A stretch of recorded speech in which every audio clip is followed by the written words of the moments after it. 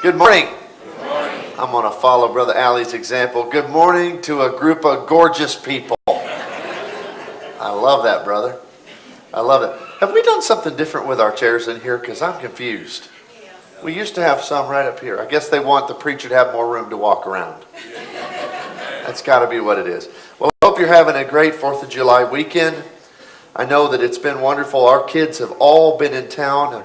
The last of our family has been able to see the beauty of Michigan. And thanks to some sweet brethren, we've done a lot of great things this week.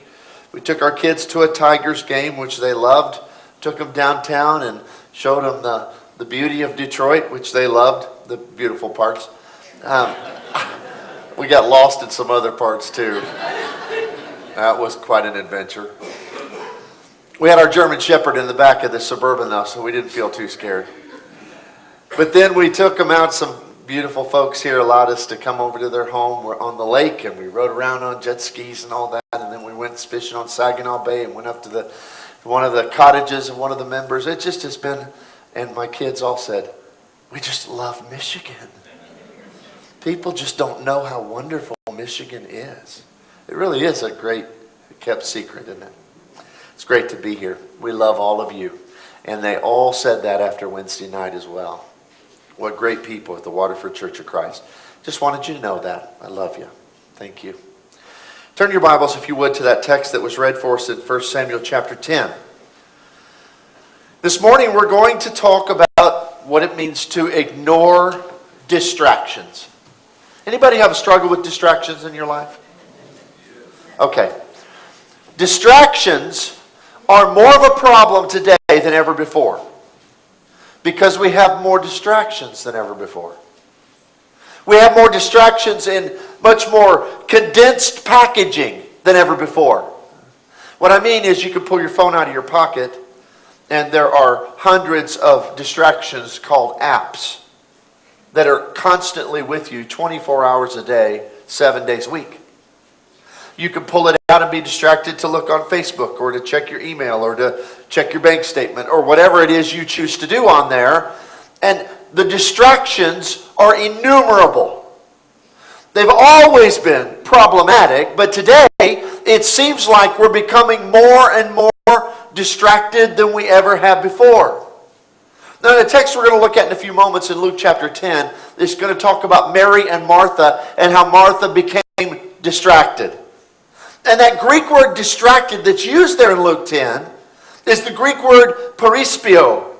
And it's translated simply as pulled or dragged away, busy or overburdened.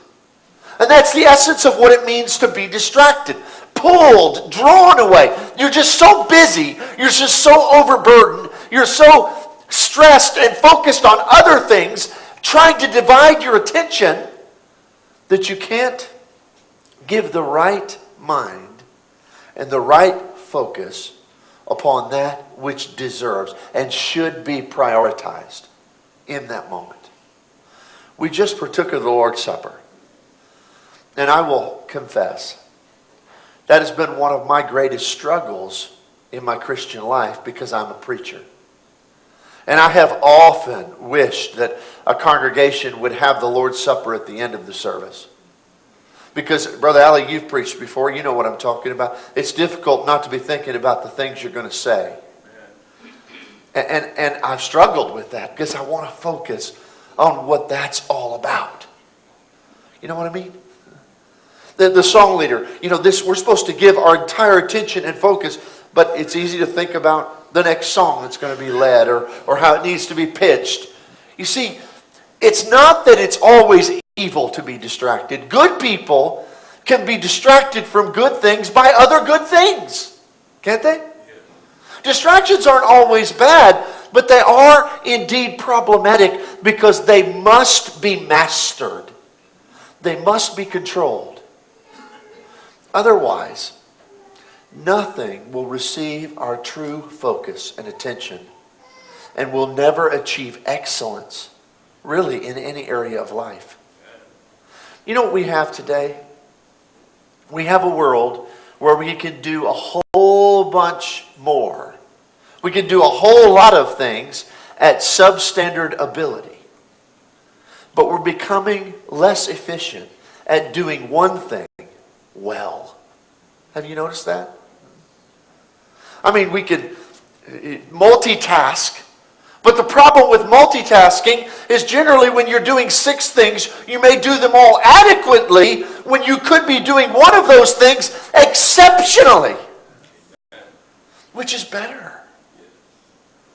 Well, when we focus upon the Lord's Supper, we need to do it exceptionally. When we put our hand to the plow in any area of the Lord's work, we need to do it exceptionally. Even in the things in life which we wouldn't think of as necessarily spiritual or necessarily faith-related, all that we do in word or deed, we're supposed to do it what? All in the name of the Lord. And you look at men like Daniel, and even when Daniel went to work, it tells us that the satraps and all of the governors, they were envious and they despised him, not because he was a bad man or a mean man or in any way tried to mistreat them, but because everything he did it with exceptional effort and ability. He excelled. And part of that, yes, is hard work. Part of that, yes, is deciding to do everything unto the Lord. But a great part of that ability to succeed is the ability to focus and not be distracted. It's a lesson we need to learn so desperately. You see, distractions are the devil's tool to incapacitate believers who have too great a faith for him to destroy them through sin. You realize that? I mean, there are believers. Now, we all sin. We all stumble and fall to temptation. But most of us who are trying to live our lives for Christ, when we stumble, when we fall, we get right back up and we keep going. The devil can't destroy a sinner who gets up in grace and continues on. He can't destroy that person. In fact, he is powerless with that person. Because the scriptures tell us that if we're walking in the light, the blood of Jesus Christ continually, perpetually is the Greek word, cleanses us of all sin. So it doesn't even stick. As long as we get up and keep walking in that light, even if we sin and stumble and fall, the devil has no hold in our life. So how does he incapacitate? How does he weaken? How does he nullify the work of those people that he has no power over? Distraction. Because distraction is a tool in which he can use good things to keep good people from doing other more important good things. You see? Which is odd because we're not talking about the choice between evil and good or sin and righteousness. We're talking about the choice between 18 good things that need to be done and trying to do many of them at once, or focusing and deciding what is the most good and giving it our entire heart. How do we face constant distractions? Well, I have a very simple, but I think important and profound method to face distractions.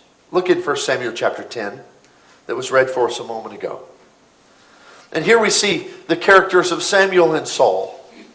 Samuel explained to the people the behavior of royalty and wrote in a book and laid it up before the Lord. And Samuel sent all the people away, every man. And Saul went also to his home in Gibeah. And valiant men went with him, and their hearts God had touched. And some of the rebels said, "How can this man save us?" So they despised him and brought him no presents. Now this is an interesting statement, because I think it applies both to Samuel and Saul. The prophet, the preacher, Saul, the king. And he is the new king. Therefore, he is an insecure king. Therefore, he doesn't, quote, have his feet wet yet. But yet, when the critics come, what a lesser man, now Saul's going to stumble and fall and turn away from his calling, but at this point, he's a good man and a good king. But later on, he'll fall from that. But at this point, he's going to respond in great character and great focus. Because this is what he does. When his opponents criticize him, when they run him down, when they oppose him, he doesn't have them killed. He doesn't stand up and defend himself. But he held his peace. In essence, he ignored them. He ignored them. And in this, I think we find a nugget of profound truth as far as how we overcome distractions. Because there are all kinds of different distractions in this life. And some indeed are, there's the distraction of our own sin and weakness. But as we mentioned, so many of them aren't bad in and of themselves. So how do we overcome it? We ignore them. We ignore them. Now, we've been taught not to do that. I don't know about you, but my mom and dad, they told me, if you have a problem, you don't ignore it, you get to it. You take care of it. You face it head on. And that's indeed true.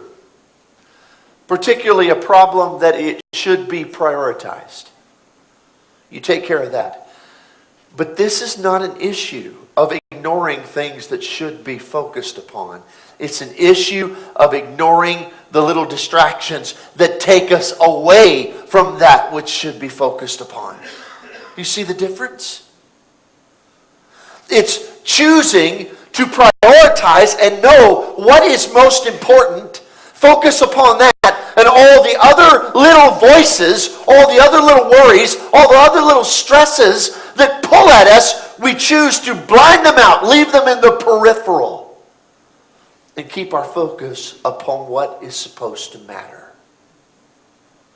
There's a great story from the New Testament where Christ is, you'll remember, he walks on the water in the midst of the storm, and the disciples see him out there. And at first they think it's a ghost, and he calls to them and he tells them who he is. And then Peter does something amazing, as he often will do. He steps out of the boat onto the choppy seas.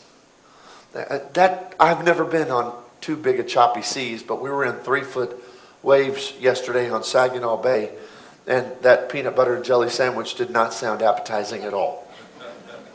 Not at all. Well, they were on choppy, stormy seas, but yet when the others are gripping white-knuckled to the bow of the boat, Peter has the faith to get out. And you know what?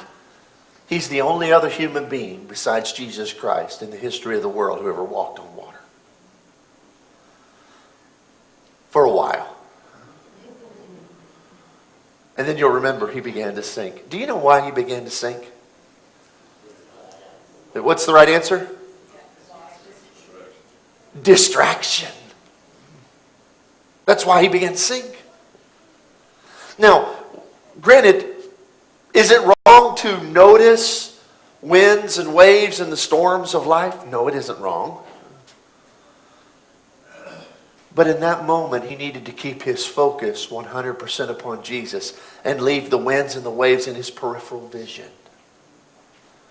You see, the problem with distraction is when we take our focus off of him and we allow it to swing to all the things of life that are supposed to be in the peripheral.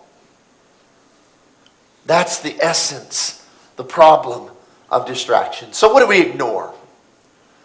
Well, the first is that we have to learn to ignore distracting circumstances. There are circumstances in life you just cannot control. Anybody had any of those this week that were frustrating and distracting?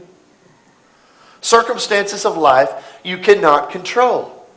The water heater breaks, or it's winter. Winter in Michigan, pipes break, right? I'm assuming that happens. Or it snows way more than you want it to, and you're having to, get to work late or whatever it is. Those things cannot be controlled.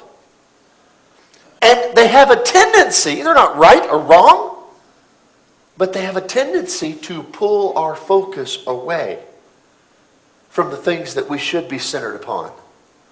Unexpected events, responsibilities, stressful expectations. These can pull us away from spiritual priorities. Now look at Luke chapter 10. Luke chapter 10, verses 38 through 42. And here's where we see that Greek word, that perispio, used in context as it tells us that Jesus came to the home of Mary and Martha. Verse 39, and she had a sister called Mary, and they sat at Jesus' feet and heard his words. But Martha was distracted. There's that word. Martha was distracted with much serving. And she approached him and said, Lord, do you not care that my sister has left me to serve alone? Therefore tell her to help me. Now what she's doing is a good thing. Do you see that? She's serving Jesus. How could that be wrong? But yet in that moment, the problem is she didn't have the ability to prioritize and to identify what was most important. And so she was distracted. And the distraction led to overwhelming frustration. And it does, doesn't it? So here she's torn away, distracted by these life circumstances. And Jesus tells her, no. He says, Mary is correct.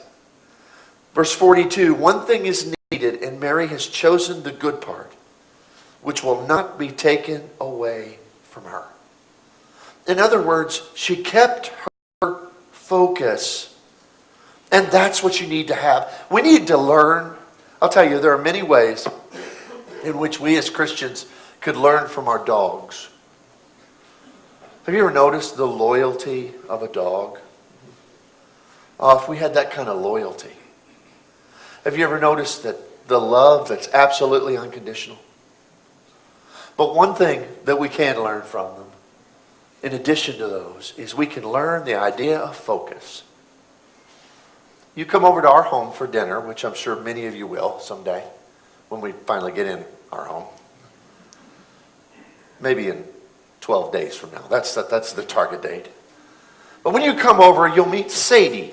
Sadie is our big German Shepherd, and she's as sweet as can be. And she's often distracted. I mean, she gets a low attention span, and she'll see squirrel, squirrels. And that just throws a dog completely off. But one time she's always focused is when we're sitting at the dinner table. Always. Because when my fork goes into that roast on Sunday afternoon and lifts up to my mouth, this is her eyes. And if I turn my head, she turns her head. And if I take the roast in a circle, if I go the other way, if I shake it, I say, Sadie, do you love Mama? And shake the, do you love Daddy? I mean, on and on and on. Why is that? Because in that moment, a dog's whole world is that piece of roast beef. That's its whole world. Absolute laser. I mean, alarm bells. Somebody could break in our home with the intent of murdering us. And if there's roast beef on a fork, that dog would be absolutely useless. Because of 100% laser focus. You see, when Peter was on the water, he was able to walk on the water because he had 100% laser focus. Didn't he? The reason that Mary was able to ignore, I am certain that Mary was not lazy and just allowed Martha to do everything all the time. But in that moment, she knew, right now, I need to have 100% laser focus on what's most important. That is how we ignore life circumstances. We should live life with that same yearning to grow from Christ's words. If Martha's mind was distracted, it was absent. Mary's was truly focused, and it was present. You see, that's the difference. When you're distracted, your mind is absent. When you're focused, it is 100% present. It's present. We have to ignore distracting circumstances. The second is we have to ignore distracting things. Distracting things. We live in a world of so many different material possessions. The Bible tells us the love of money is the root of all kinds of evil. And Jesus, when he's speaking in Matthew chapter 6 in the Sermon on the Mount, will say in verse 25, "Therefore I say to you, don't worry about your life, about what you'll eat or what you'll drink, or your body or what you'll put on. For is life not much more than food, and the body much more than clothing?" What he's getting at there is not so much just an emphasis that God will take care of you. He's saying don't get distracted by all of the things of life. Don't lose your focus because you're so concerned about the material. And we do. We become extremely distracted by things. And the things can be jobs, they can be cars, they can be homes, they can be little pieces of paper that say utility bill or mortgage payment. All sorts of things. Now that doesn't mean things don't need attention. They do. It means that we should never pull our focus away from the most important things and allow it to laser focus upon things which are less important. None of this means that we don't deal with other things. It means we don't focus on less important things. Do you see? I mean, you have to pay your bills, even when you're focusing on the Lord. But you don't have to make your bills your total focus. Then you're distracted from the things in life that are most important.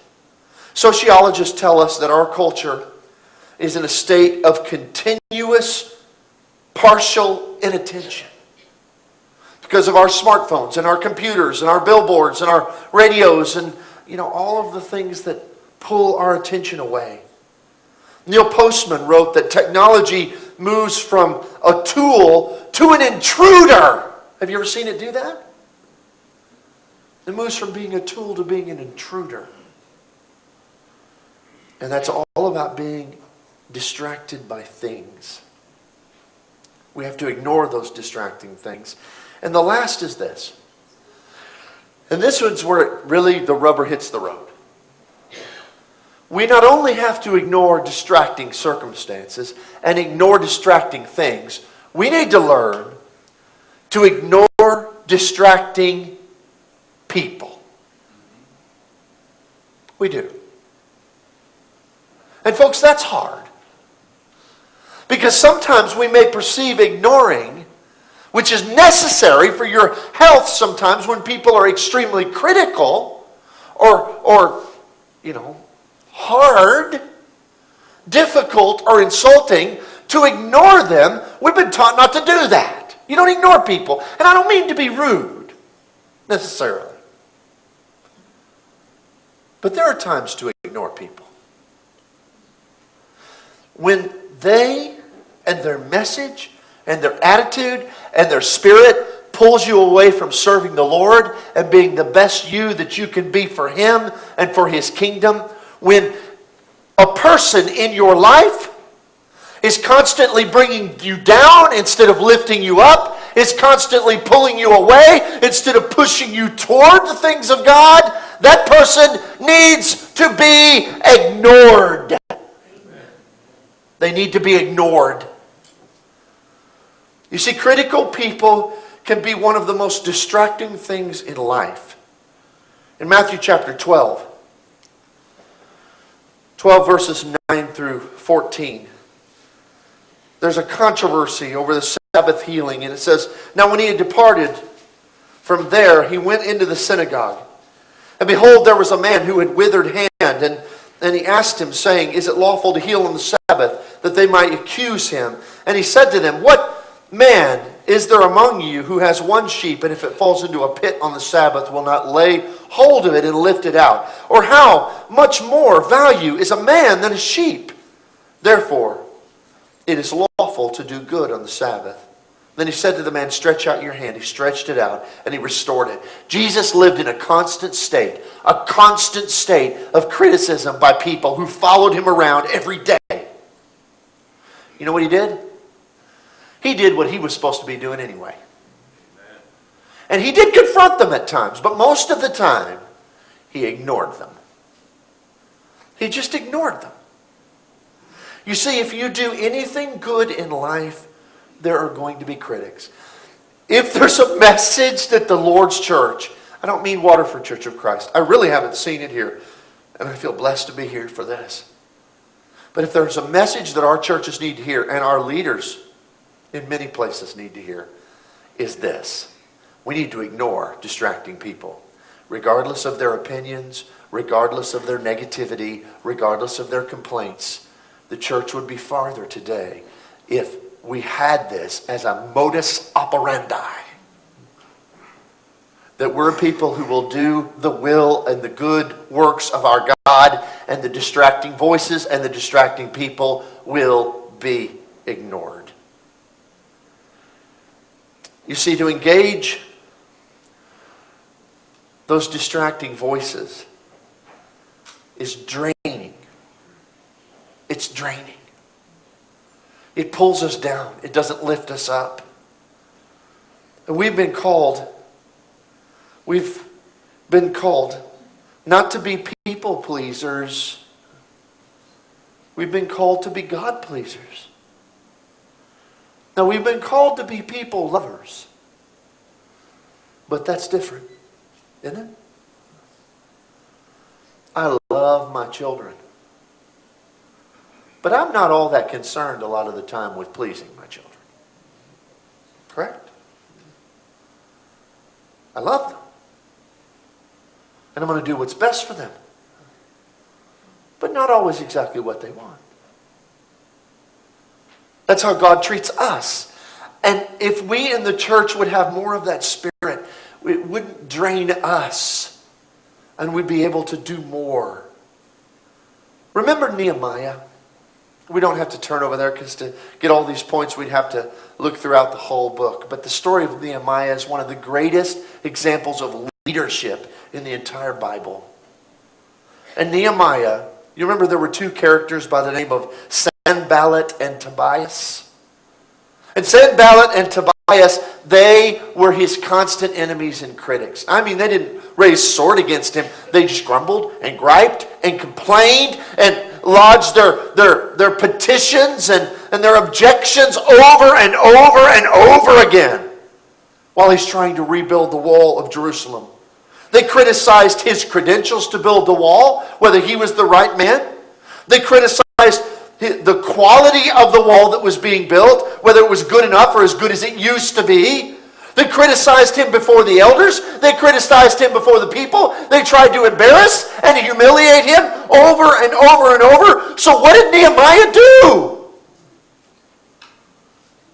Did he come off the wall and engage them? No. He just kept building the wall. That's what he did. He just kept building the wall. He ignored the distraction.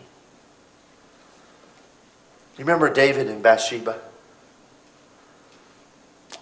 Distraction almost destroyed one of the greatest men of faith that has ever walked this earth. And that was what, I know it was lust and I know it was murder, but it began with what? It began with distraction. It began because he wasn't focused on that which he should have been off at war instead of at home. That's where he was meant to be. He should have been focusing on that. But because he was distracted, it led him down a road of personal and national destruction. You see, when you avoid the battle you were born for, you'll face challenges you're not equipped for.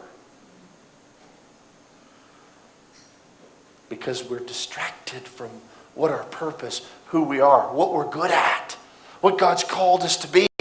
Whether it's distraction based upon circumstances, things you just can't control. I mean, the sky is falling in and when problems come in groups of threes. Have you ever noticed that? One bad thing happens, well, expect two more. It's coming.